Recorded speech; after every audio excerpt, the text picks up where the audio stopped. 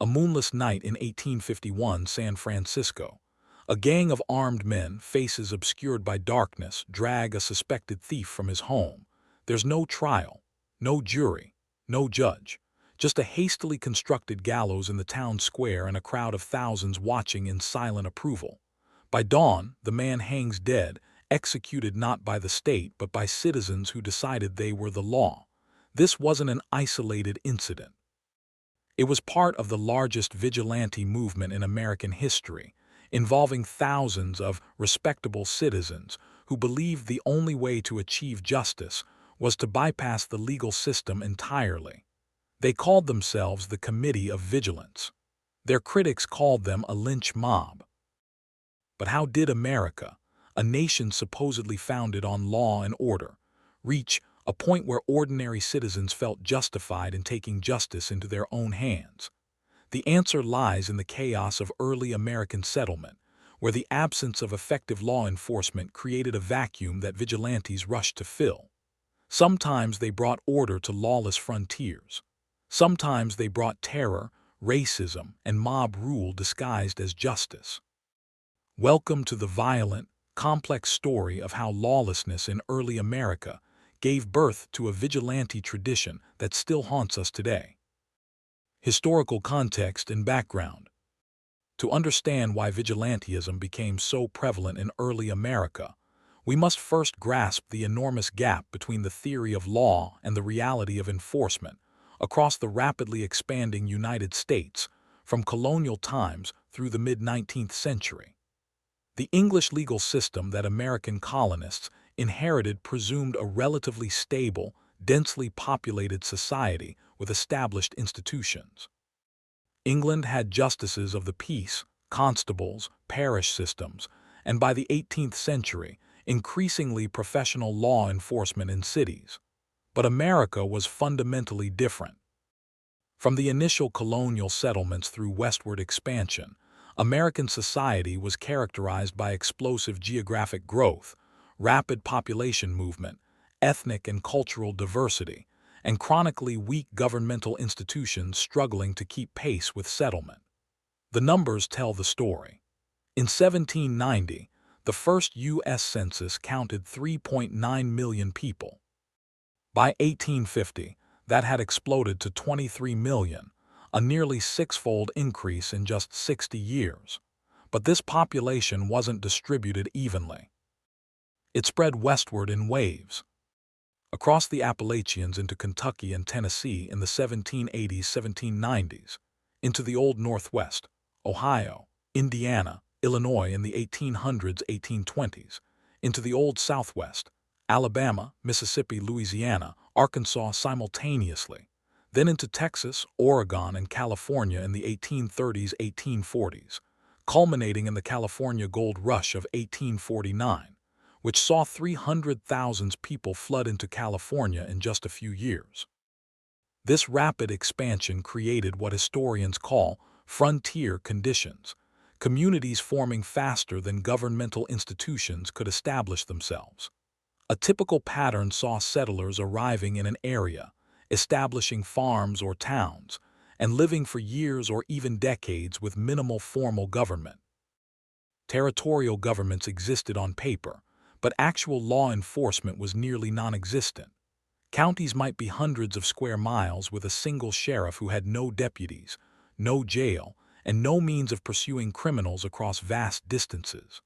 Law enforcement in early America, such as it was, consisted of several inadequate elements.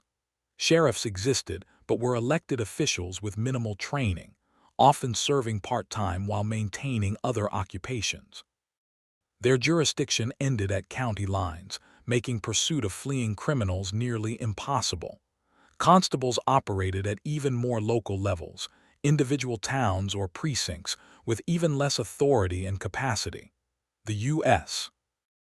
Marshal's Service, established in 1789, was tiny and focused on federal crimes, unable to address the ordinary violence and property crimes that plagued frontier communities. No professional police forces existed until the 1830s-1840s in large eastern cities, and these didn't spread to the frontier for decades.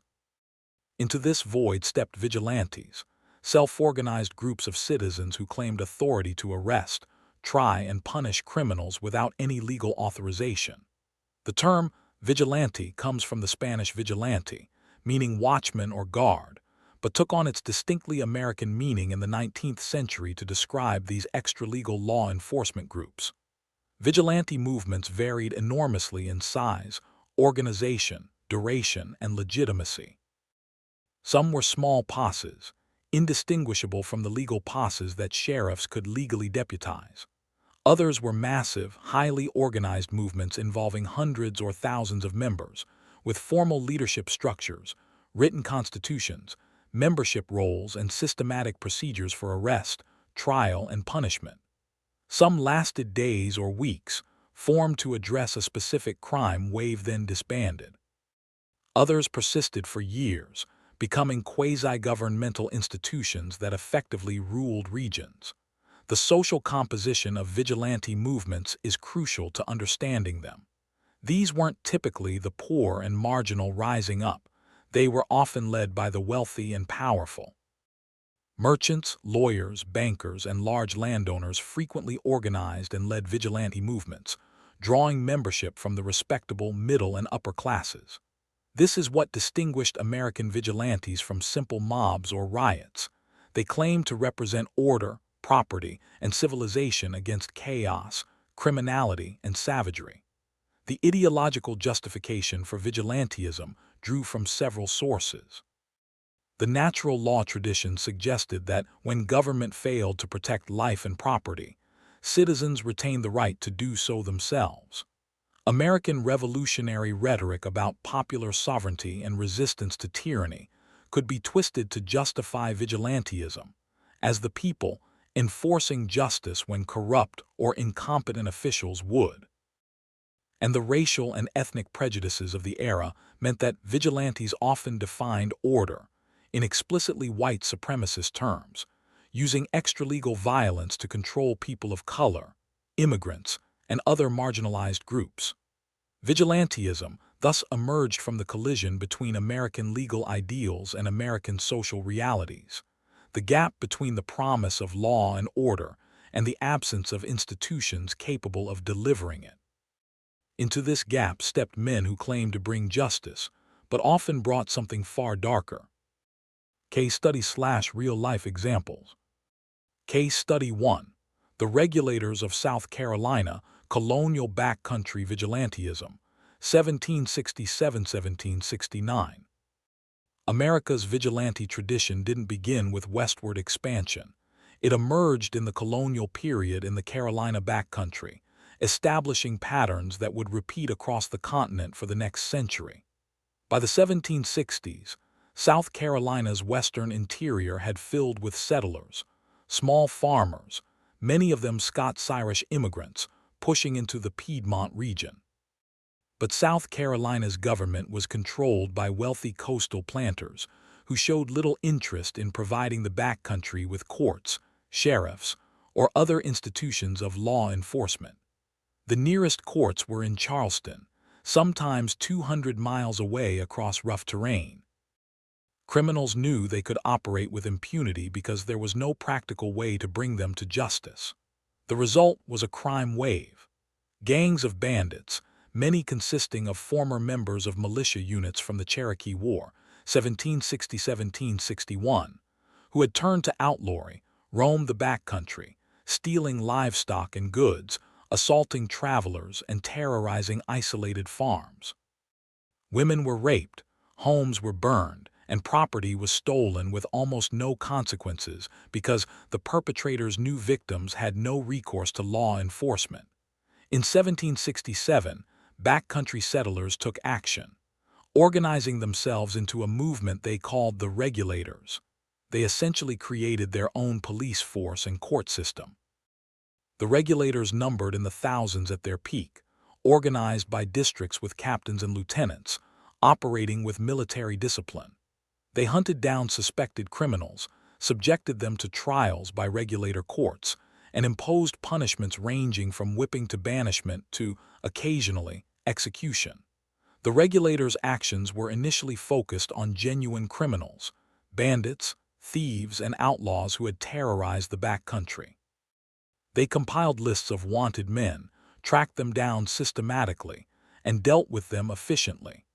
In this phase, the regulators enjoyed widespread support among backcountry settlers who saw them as necessary protection in the absence of government law enforcement. But the movement soon expanded its targets in troubling ways. The regulators began targeting people they deemed idle or of bad character: tavern keepers, traders who dealt with Indians, women suspected of promiscuity, mixed-race families, and poor whites who didn't meet the regulators' standards of industriousness and morality. Punishments included brutal whippings, having homes burned, and being forcibly expelled from the region.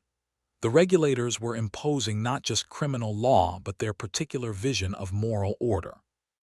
The violence escalated into near civil war when lowcountry authorities, finally responding to backcountry complaints about lawlessness, attempted to assert control and clashed with the regulators, who had grown accustomed to their extra-legal power. Only in 1769 did the crisis end when the colonial government finally established circuit courts in the backcountry, providing legitimate law enforcement and making the regulators' vigilantism less necessary, though by then the damage was done. The South Carolina Regulators established a pattern that would repeat throughout American history: vigilantism, beginning with seemingly legitimate responses to real lawlessness, enjoying broad initial support, but gradually expanding beyond criminal law enforcement into social control and moral regulation, ultimately enforcing the prejudices and interests of the dominant group. Case Study 2. The San Francisco Committee of Vigilance, Urban Vigilantism, 1851 and 1856. If the South Carolina Regulators represented rural frontier vigilantism, the San Francisco Committees of Vigilance represented vigilantism in an urban context, demonstrating that vigilante movements could arise even in cities when institutions seemed inadequate. The California Gold Rush transformed San Francisco from a sleepy village of about 800 people in 1848 to a booming city of 25,000 by 1850. This explosive growth overwhelmed every institution. The city government was chaotic and corrupt, the police force was tiny and ineffective, and the courts were backlogged for months. Criminal gangs, particularly the Sydney Ducks, Australian ex-convicts, operated openly, stealing, extorting, and occasionally murdering with apparent impunity. In June 1851, after a series of brazen robberies and fires, some suspected to be arson to cover theft, a group of merchants formed the Committee of Vigilance. Within days, they had enrolled hundreds of members, merchants, professionals, and respectable citizens who signed their names to membership rolls and pledged to support the committee's actions. This wasn't a secret conspiracy but a publicly declared parallel government. The committee issued its own warrants, arrested suspects, held trials in rented halls, and executed 4 men by hanging in public ceremonies witnessed by thousands. They deported dozens more, forcing them onto ships bound for Australia or Mexico. The 1851 committee operated for about 3 months before declaring victory and disbanding, claiming to have restored order. 5 years later, in 1856, a second and larger committee of vigilance formed in response to continued corruption in city government and perceived inadequacy of the justice system. This second committee was even more elaborate. It enrolled between 6,000 and 8,000 members, roughly 1/4 of the city's adult male population, built a fortified headquarters called Fort Gunnybags, and operated with military precision, including uniformed patrols marching through city streets. The 1856 committee arrested dozens of people, held formal trials complete with prosecutors, defense counsel, and juries, composed of committee members, and executed 4 men, 2 for murder and 2 for killing a popular newspaper editor who had criticized political corruption. The committee also deported about 30 people they deemed undesirable and forced the resignation of corrupt officials. They effectively controlled San Francisco for several months before gradually transferring power back to reformed city government and disbanding in August 1856. The San Francisco Vigilance Committees are remarkable for several reasons. First, their scale. Thousands of members operating openly in a major city, not hidden in rural backcountry. Second, their organization. They created elaborate bureaucratic structures with written constitutions, membership rolls, treasury systems, and formal trial procedures that mimicked legitimate government. Third, their social composition. These were predominantly wealthy merchants and professionals, the city's elite, not marginalized outsiders. Fourth, their explicitly political nature, particularly the 1856 Committee, which essentially conducted a coup against elected city government, though they claimed to be simply enforcing law that corrupt officials wouldn't enforce. The San Francisco committees remain controversial among historians. Supporters argue they brought order to chaos, ended a crime wave, and fought genuine corruption.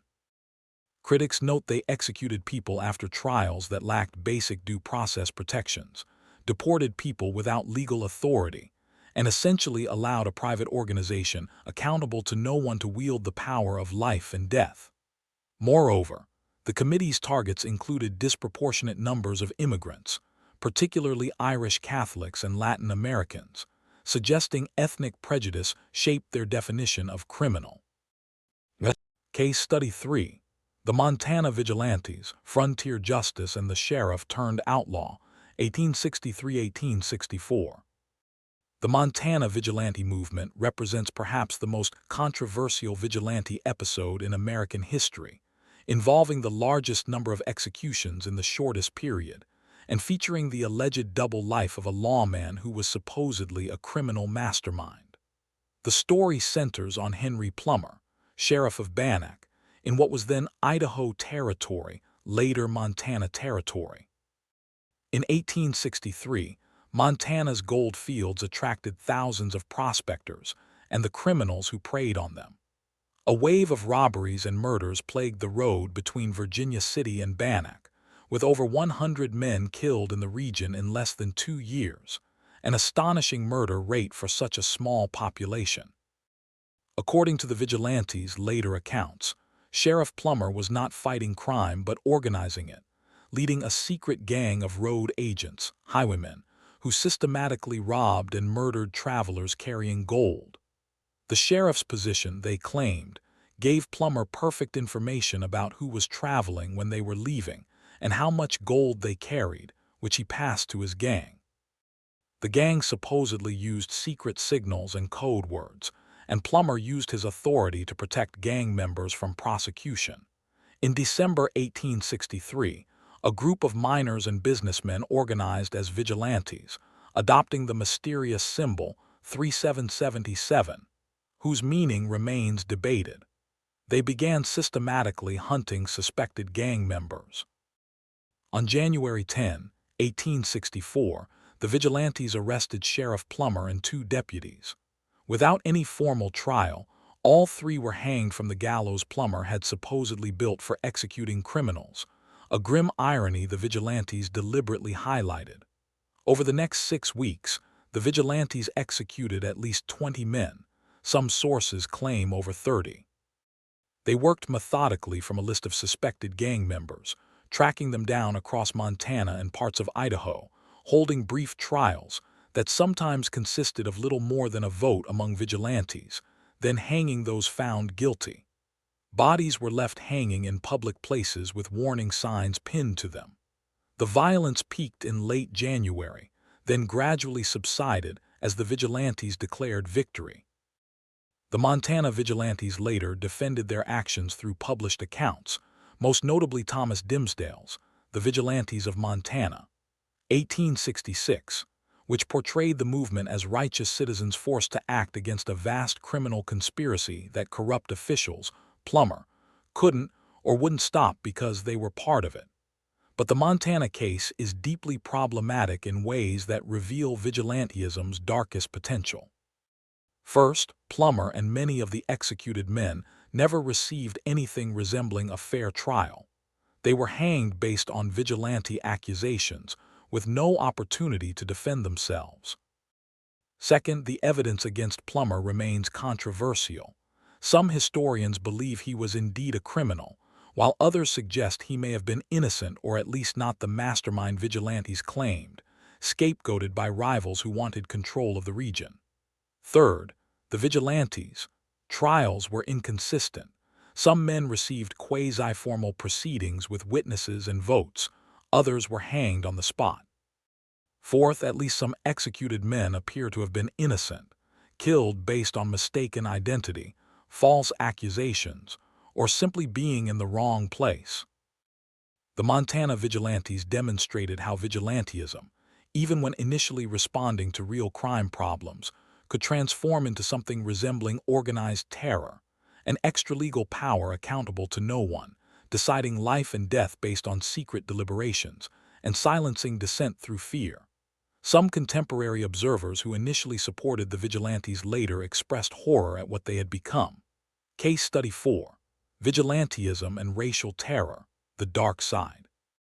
While vigilantism is sometimes romanticized as rough frontier justice bringing order to chaos, it's essential to confront how vigilante violence was systematically used as a tool of racial oppression, particularly but not exclusively in the South. Throughout the antebellum period, slave patrols, organized groups of white men who patrolled roads and monitored enslaved people, functioned as vigilantes enforcing racial control. After the Civil War and emancipation, vigilante violence became a primary tool for restoring white supremacy and undermining Reconstruction. The Ku Klux Klan, founded in 1865 in Tennessee, was explicitly a vigilante organization, a self-organized group claiming authority to punish supposed crimes without legal sanction. The Klan and similar groups used vigilante rhetoric, claiming they were combating crime and restoring order while actually terrorizing Black Americans who attempted to vote, acquire property, or assert their legal rights. Thousands of Black Americans were murdered by vigilante groups during Reconstruction, with perpetrators rarely facing legal consequences because local white communities supported the violence. Lynching, the extralegal execution of individuals by mobs, represents vigilantism's most horrific form. From the 1880s through the 1960s, over 4,000 Black Americans were lynched in the United States, predominantly in the South. These murders were often justified with vigilante rhetoric about punishing crime, particularly the false accusation of Black men assaulting white women. But the actual function was terrorism, maintaining white supremacy through spectacular public violence that communicated Black people's vulnerability and whites' impunity. The West also saw racialized vigilantism. Chinese immigrants faced vigilante violence throughout the late 19th century, driven from mining camps and towns by organized white mobs claiming to protect white workers. Mexican Americans in the Southwest faced vigilante violence, particularly in Texas, where Los Rinches, Rangers, and vigilante groups conducted a reign of terror against ethnic Mexican communities in the early 20th century. Native Americans faced vigilante violence as settlers pushed into indigenous lands, with extermination explicitly advocated by some vigilante groups. This racial dimension of vigilantism reveals the lie at its core. Vigilantes claim to bring law and order and protect civilization, but they often brought lawlessness, protected only certain people, and defined civilization in explicitly white supremacist terms. The same rhetoric used to justify vigilante action against outlaws in Montana was used to justify murdering Black Americans seeking to vote in Mississippi or Chinese immigrants seeking work in California. Social impact and analysis. The rise of vigilantism in early America had profound and contradictory social impacts that continue to shape American society and culture today. Understanding these impacts requires acknowledging both vigilantism's complex origins and its devastating consequences. The legitimization of extralegal violence. Perhaps vigilantism's most significant impact was normalizing the idea that citizens could rightfully use violence outside legal channels when they deemed government inadequate. This created a dangerous precedent that citizens could appoint themselves as judges of when law was insufficient and when extralegal action was justified. While sometimes applied to genuine lawlessness, this principle was more often invoked to justify violence against marginalized groups, racial minorities, immigrants, labor organizers, and political dissidents. The vigilante tradition contributed to an American culture of violence, where private violence in pursuit of justice or order was not just tolerated but sometimes celebrated. Class and power dynamics. Vigilante movements were typically organized and led by economic and social elites, merchants, large landowners, and professionals, not by marginalized communities rising up. This contradicts the romanticized image of vigilantism as democratic self-defense. Instead, vigilantism often functioned to protect elite economic interests and enforce elite values. The San Francisco Vigilance Committees, for example, were dominated by merchants protecting their property and business interests. Montana Vigilantes included mine owners and businessmen consolidating control over mining districts. This elite composition meant vigilante violence was directed downward in the social hierarchy, against workers, transients, racial minorities, and the poor, reinforcing existing power structures rather than challenging them. The myth-making of the American West. Vigilantism became central to American mythology about the West and frontier justice. Popular culture, from dime novels in the 19th century to Hollywood westerns in the 20th, romanticized vigilantes as heroic figures bringing order to chaos, often ignoring or minimizing the violence, prejudice, and lawlessness that vigilantes themselves brought. This mythology shaped American identity, contributing to narratives about self-reliance, rugged individualism, and suspicion of government authority that remain powerful today. The reality that vigilantism often increased violence and primarily served elite interests was papered over with romance. Impediment to legal development. Paradoxically, vigilantism sometimes delayed the development of effective legal institutions. When vigilantes successfully, by their own definition, addressed crime, they reduced pressure on government to build robust law enforcement and court systems.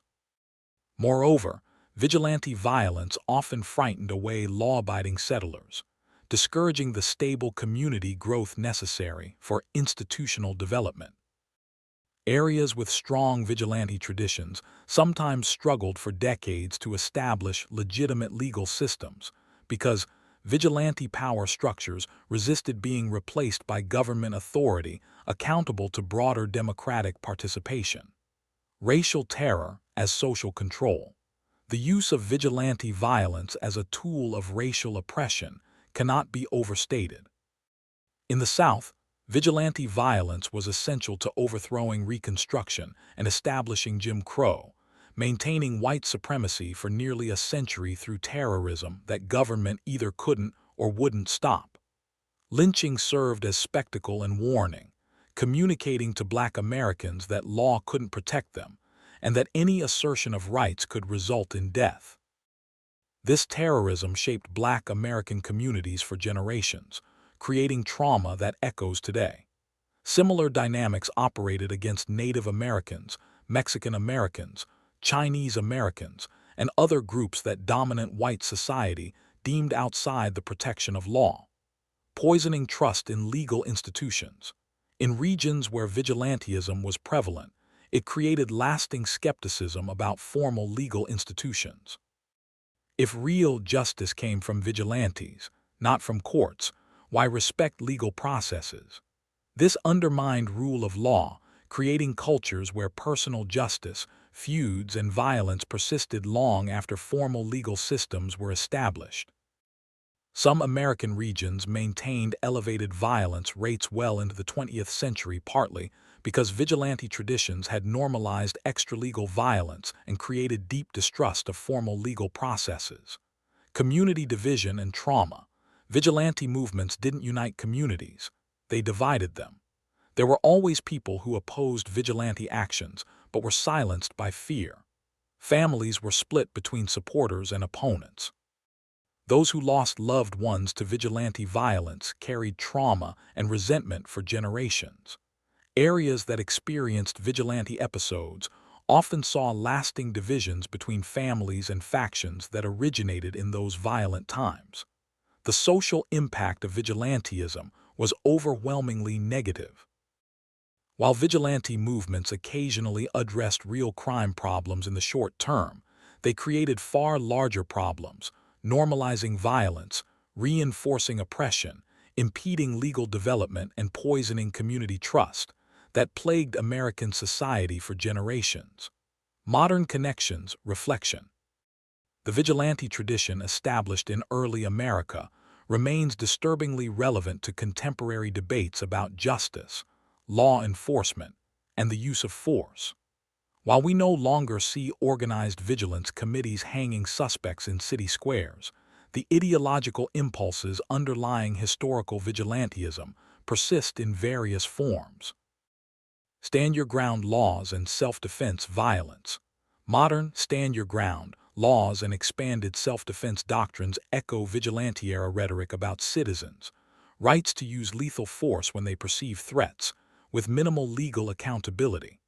The 2012 killing of Trayvon Martin by George Zimmerman, who appointed himself a neighborhood watchman and pursued Martin despite being told by police not to, represents a modern vigilante killing.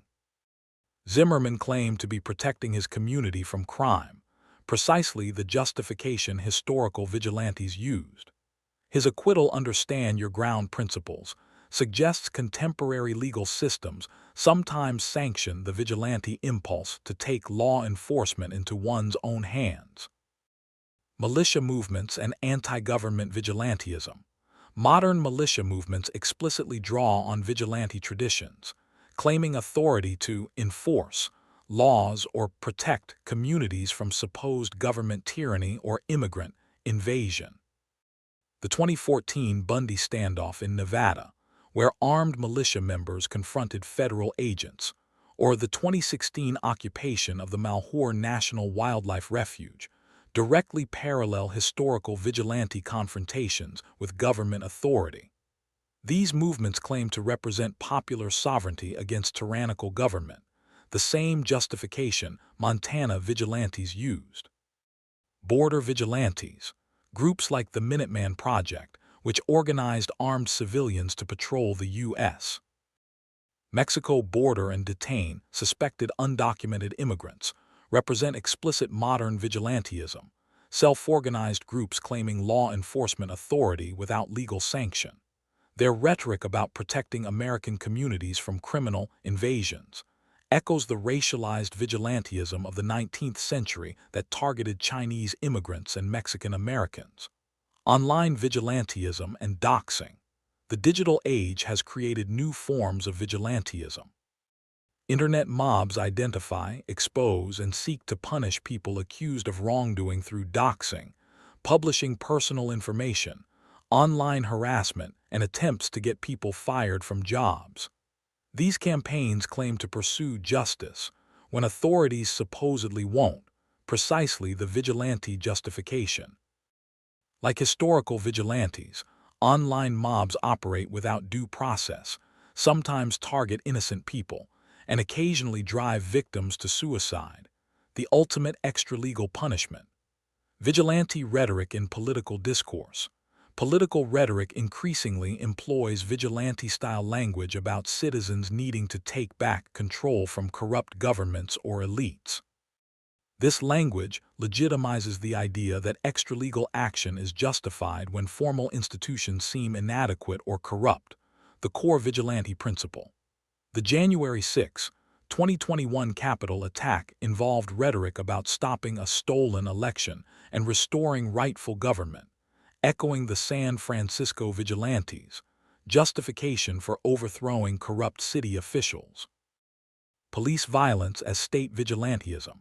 Some scholars argue that police violence, particularly against racial minorities, represents a form of state-sanctioned vigilantism, officials using extralegal violence to enforce social control outside formal legal processes.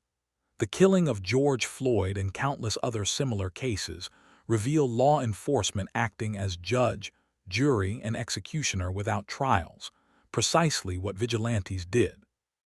The frequent failure to hold officers accountable echoes the impunity vigilantes enjoyed. The continuing myth. American popular culture still romanticizes vigilantism through superhero narratives, action films, and prestige television shows like Breaking Bad or Dexter, where protagonists operate outside law to achieve justice.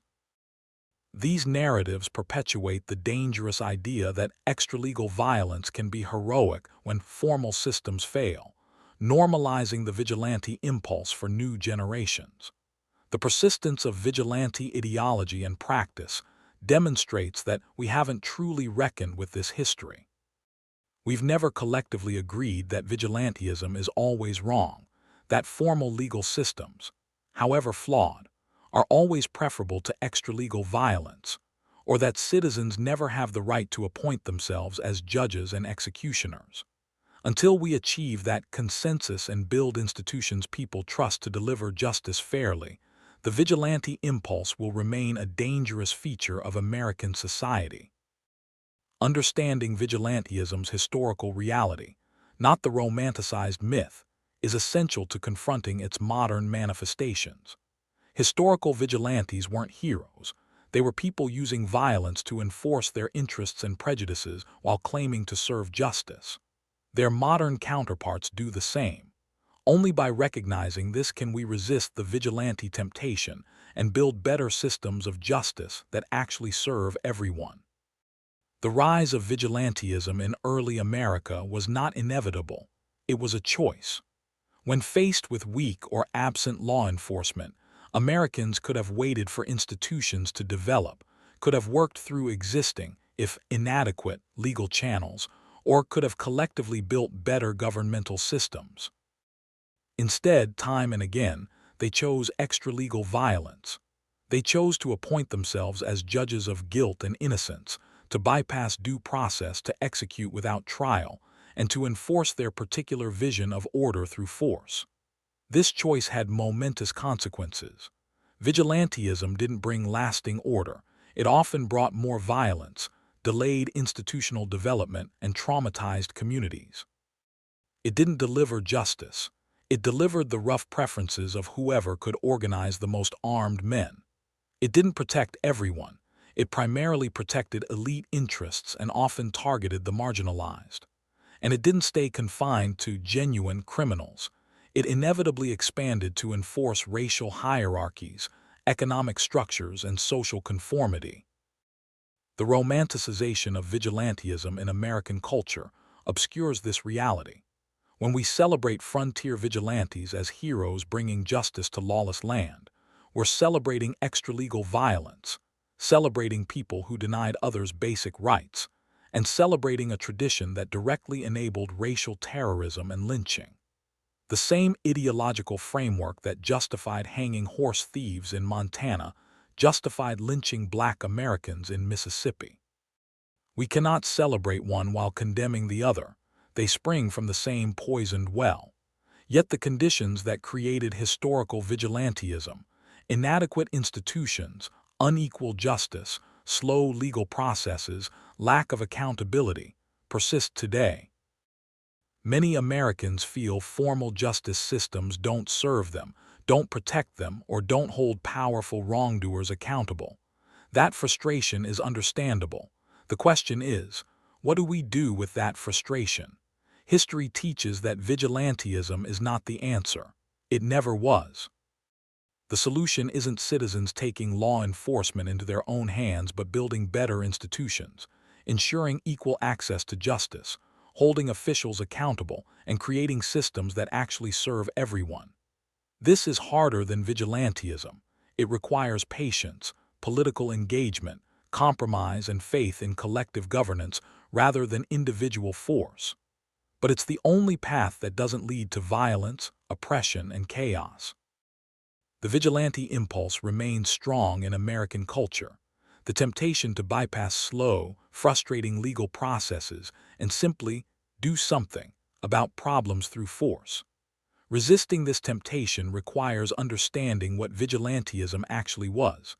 Not heroic frontier justice, but a dangerous rejection of rule of law that primarily served the powerful and harmed the vulnerable. We face a choice today similar to what early Americans faced. When institutions seem inadequate, do we work to improve them or do we abandon them for extra-legal action? History shows where the second path leads. Let's choose differently. What do you think? Is there ever justification for vigilante action, or is rule of law, however flawed, always preferable? How do we balance frustration with inadequate institutions against the dangers of extralegal violence? Share your thoughts in the comments below.